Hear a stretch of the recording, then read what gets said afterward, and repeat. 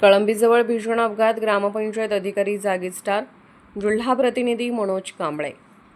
मिरज रत्नागिरी नागपूर महामार्गावर कळंबी नजीक पंजाबी ढाब्यासमोर उभ्या असलेल्या ट्रकला भरधाव मोटारीने पाठीमागून जोरदार धडक दिल्याने जत तालुक्यातील कोसर येथील ग्रामपंचायत अधिकारी महेश मनोहर ममाणे वय 54 राहणार सांगली यांचा जागीच मृत्यू झाला.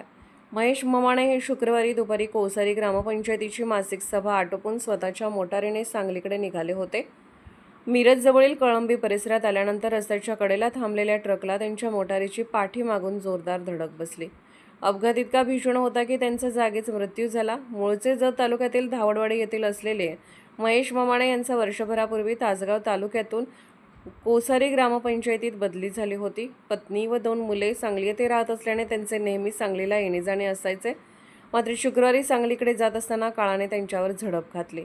या घटनेची नोंद मिरज ग्रामीण पोलीस ठाण्यात करण्यात आली असून पुढील तपास सुरू आहे. वृत्तवेग न्यूज नेटवर्ककडून मुख्य संपादक गणेश वायदंडे.